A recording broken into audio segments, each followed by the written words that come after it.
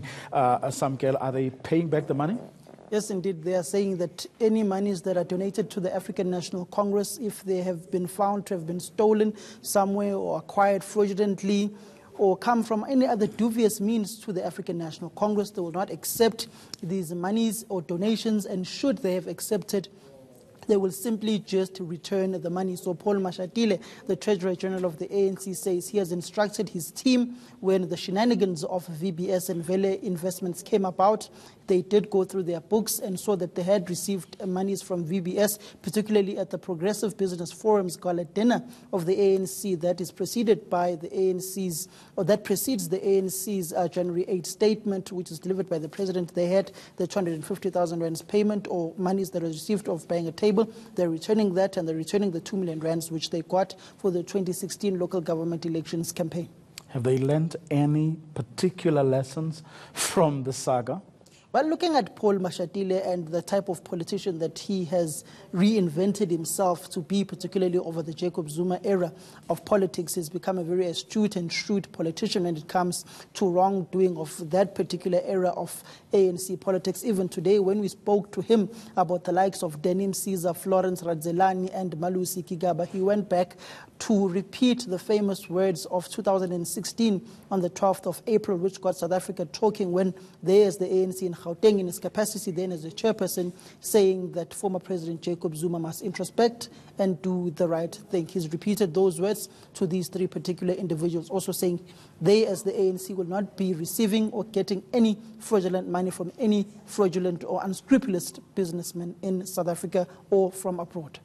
Did he give any indication or say anything about whether, as the leadership of the ANC, they will be taking any steps against the individuals you mentioned, as well as others, I would imagine, who have been involved in all this saga, whether it's the VBS, whether it's Malusi Kigaba versus, on the back of what the public protector had to say and what we're hearing this afternoon, the Constitutional Court denying him, an opportunity to appeal the ruling. Well, what we do know, in fact, let's just go straight and listen to Paul Mashatile speaking on leadership and the ANC's top 6 meeting on Sunday or on Monday to discuss these topical issues and these reports, particularly that of Malusi Nkanyezi Kigaba. We don't even want those leaders to wait to be called. They should go and say to the Integrity Commission, there are allegations against me. Please check them so that I can clear my name. But of course, if the Integrity Commission comes and say, comrades so and so and so and so have done the following, or there are these allegations, we think they should step aside. I think the leadership of the ANC must take that seriously. We mustn't dismiss that, because at the end of the day, it's about saving and securing brand ANC. It's about ethics in the ANC. Now, just going back to the VBS question, Samgele, if I may, there have been some confusing signal. One doesn't know whether the ANC does, in fact, have an official position on VBS. We're not talking now about the scandal and the monies which he says, needs to be returned and people put in jail. But the ANC's position on whether VBS should be rescued, and of course the role that the state should play in that regard. And I'm asking this because traditionally, well, certainly in the last while, the Treasurer General of the ANC has been a significant voice on economic matters. Did he give any sense as to what they are thinking as the ANC is on whether VBS should be rescued? On an honest point here, Vuyo, I did not ask him that question specifically because on the backdrop of the ANC's 54th National Conference, if I am not mistaken, but I think I'm about 90% correct, the ANC does have a resolution of a formation of a state bank. And if I am not mistaken, it's the likes of the KwaZulu-Natal Provincial Chairperson, Sihlezi Galala, who were at the forefront of this policy resolution of the ANC of saying a state bank must be formed, and particularly looking at how South Africa has a new radical finance minister in the form of Tito Mboweni pushing for all radical policies such as the state-owned owning 40% of all the mines, the formation of a state bank, and the formation of a sovereign wealth fund as well.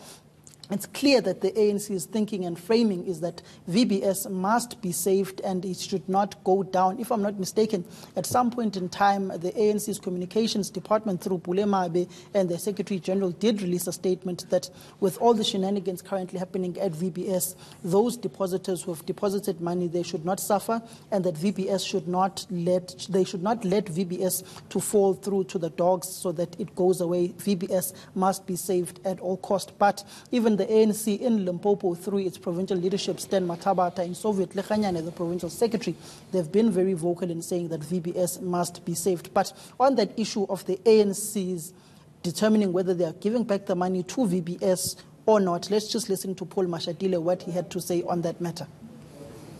When there was travel at VBS, we did check and we did find out that, in fact, there's a company called Vele that did buy a table at the time. And I instructed my team, I said, any funds that come into the ANC and is money stolen or acquired irregularly, we should not accept it. If we have, we must return it.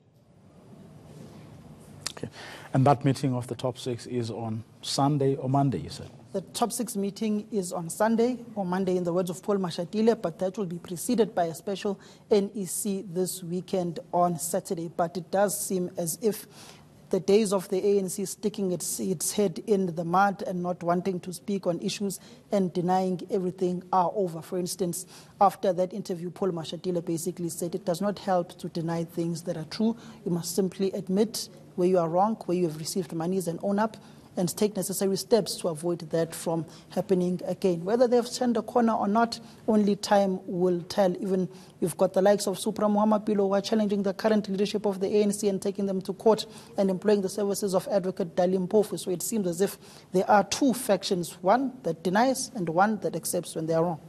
Very quickly, other than VBS and the work currently in front of the Integrity Commission, anything else on the agenda? Well, what we do know is, particularly after this judgment now, that Malusi Gigaba can't go and appeal at the Crown Court for that lying case of his. It seems as if that's most probably the most topical issue that's going to be on the ANC's plate for the next weeks or so. I've been told by some ANC, NEC members and some MPs that they don't see Malusi Gigaba surviving this one. And if Cyril Ramaphosa, the president of the ANC, says he is the man he is and stands up against corruption, they don't understand why Malusi Gigaba would last another 2 weeks or a week in that executive of South Africa. Okay, that's where we're going to leave it. Samkele Maseko, who of course spoke to the Treasurer General of the ANC.